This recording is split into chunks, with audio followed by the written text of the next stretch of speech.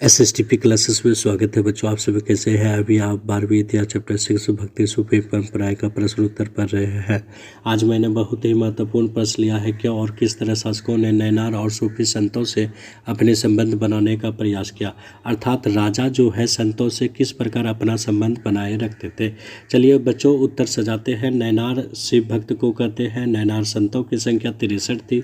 भारत के प्रथम सूफी संत शेख इस्माइल थे जो लाहौर आए थे, और भारत में सूफी संप्रदाय के संस्थापक थे शेख मोइनुद्दीन चिश्ती। बहुत ही इम्पोर्टेंट ये प्रश्न है। भारत में सूफी संप्रदाय के संस्थापक कौन थे?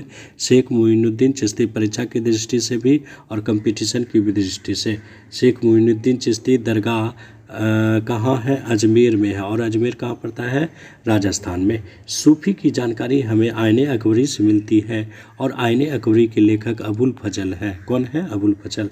सूफी की शाखा या सिलसिला भारत में जो है वो 14 थी, और इसकी भी जानकारी हमें आईने अकबरी से मिलती है। ये सभी जितने हैं बहुत ही इम्पोर्टेंट ऑब्जेक्टिव है एग्जाम की दृष्टि से। आप फिगर में भी देख सकते हैं कि राजा जहांगीर जो है, सम्राट जहांगीर एक योगी के साथ बैठे हुए हैं, और दूसरे फिगर में भी जो है जहांगीर अजमेर की यात्रा पर गए हैं और उसके स्वागत में ये सभी खड़े हैं। अब डिटेल से उत्तर देखते हैं बच्चों। उत्तर देखने के पहले आप हमारा चैनल ज़रूर लाइक और सब्सक्राइब करें, कमेंट करें। अच्छा लगे तो दोस्तों के भी शेयर करना ना भूलें। नैनार और अलवार संत विल्लाल कृषकों द्वारा सम्मानित होते थे, इसलिए आश्चर्य नहीं कि शासकों ने भी उनका समर्थन पाने का प्रयास किया।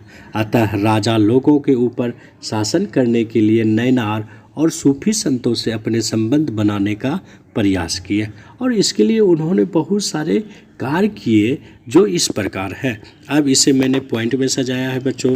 उत्तर जो भी लिखना है आप पॉइंट में लिखिएगा, इससे आपको नंबर मिलेंगे।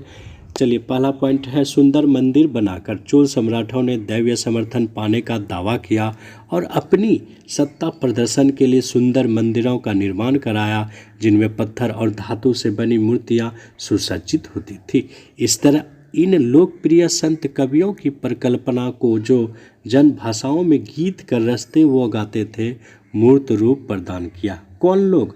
तो राजा लोग सुंदर मंदिर बनवाते थे, उसमें मूर्तियां बैठवाते थे। दूसरा पॉइंट है, भजन का संकलन करवाकर इन सम्राटों ने तमिल भाषा के 100 भजनों का गायन इन मंदिरों में प्रचलित किया।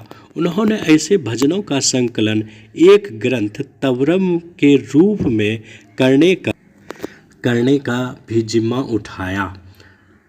मूर्तियां स्थापित कर जुलूस निकलवाकर 945 ईस्वी के अभिलेख से पता चलता है कि चोल सम्राट परांतक प्रथम, किसने? परांतक प्रथम ने संत कवि अप्पार समंदर और सुंदरार की धातु प्रतिमाएं एक शिव मंदिर में स्थापित करवाई, और इन मूर्तियों को उस समय एक जुलूस में निकाला जाता था ताकि लगे कि राजा जो है हमारे साथ है।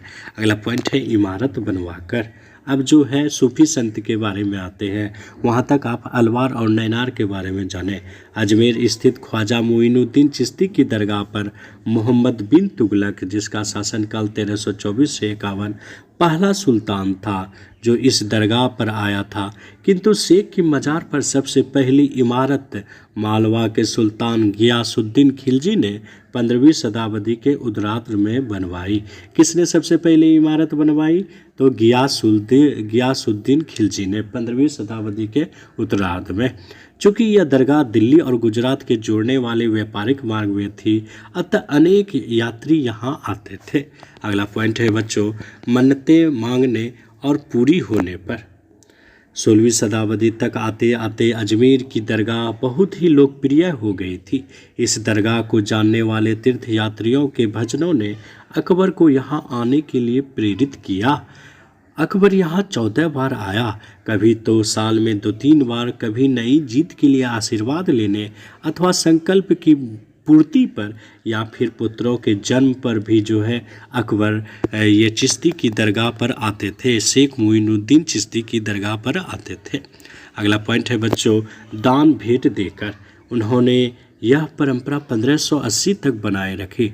प्रत्येक यात्रा पर बादशाह दान भेंट दिया करते थे, जिनके ब्यौरे शाही दस्तावेजों में दर्ज है।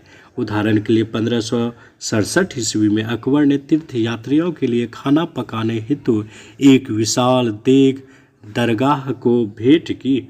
उन्होंने दरगाह के अहाते में एक मस्जिद भी बनवाई। इस प्रकार ये कैसा लगा वीडियो कमेंट में हमें ज़रूर बतावें बच्चों। बहुत बहुत धन्यवाद।